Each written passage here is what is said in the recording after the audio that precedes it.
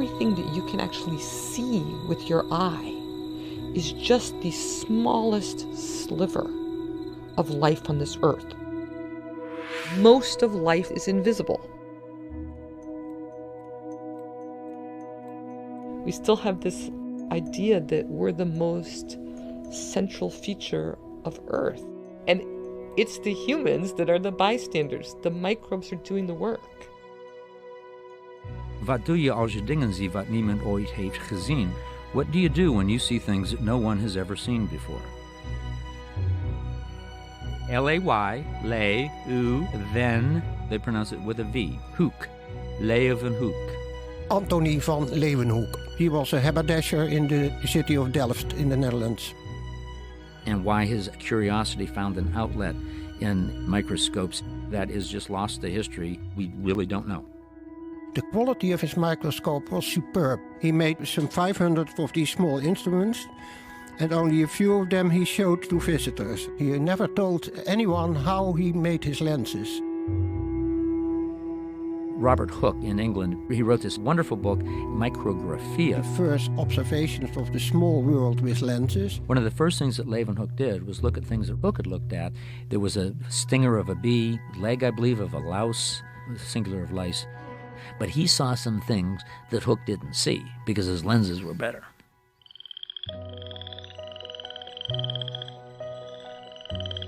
It was summertime, it was August. The days are so long that you get a lot of algae growth on water. He called it green clouds. Curious again, he had what he calls a glass vessel, a jar probably, and he filled it with the water. The next day, he put it under his lens, and what he saw was green streaks. Among this was all these little animals. And these things were a whole lot smaller, like 1,000 times smaller than anything he had ever seen before. And I think the line is, I confess I could not but wonder at it.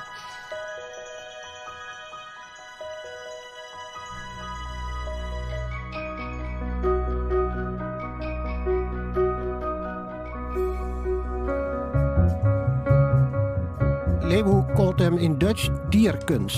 And dierkens, that's a diminutive of the word deer. Deer, D-I-E-R. And which is the Dutch word for animal. What Leeuwenhoek called them was little animals. This was all so new. The word microorganism did not exist at the time. The word bacteria is from the 19th century. And that strikes me as Adam in the Garden of Eden, who in Genesis named all the animals. It was just a brand new world. And he was the first person in it.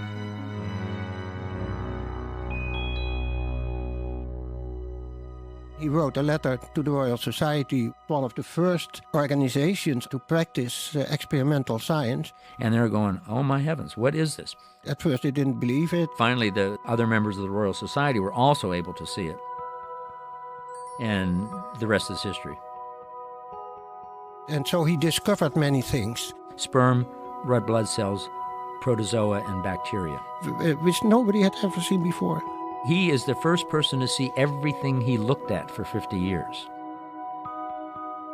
Van Leeuwenhoek wanted to see these things. Well, he saw them.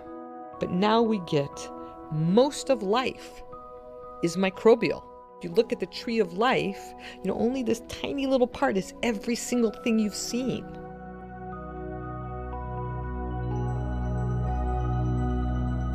Every higher organism is covered, inside and out with bacteria.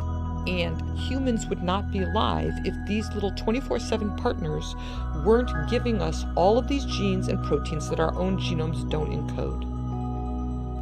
And they have all kinds of fabulous behaviors. Vibrio harvii, it's a marine bacterium. It looks like a sausage, and it's very fast. Vibrio means vibrate. And what is amazing is that if one watches them go from a single cell to a number of cells, all of the bacteria in unison start glowing in the dark. By studying this bioluminescent organism, we discovered that bacteria can communicate using a molecular language. We used to think that social behaviors were the purview of higher organisms. What we now understand is that bacteria were probably the first organisms on this earth to ever communicate with one another.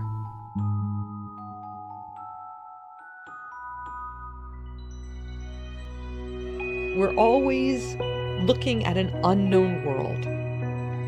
We're driven by our ignorance, and we're driven by the idea that the world must be more complex than what we understand right now. And that's enough inspiration to do an experiment.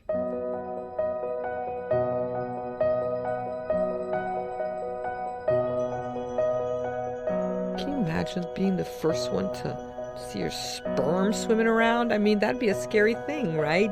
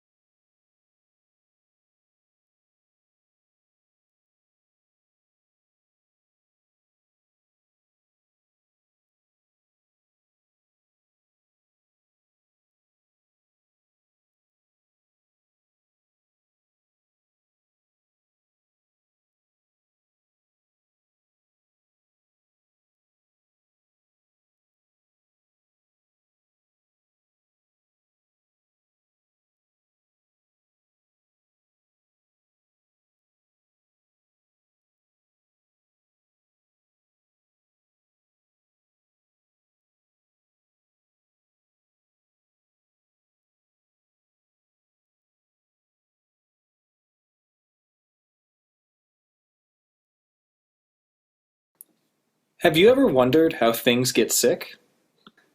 They get infections due to contact with microorganisms, which are living things too small to see without magnification. All living things, including plants, animals, and people, can get sick. Until the late 1800s, people didn't understand how or why things got sick. Some people thought they became sick because of evil spirits like ghosts.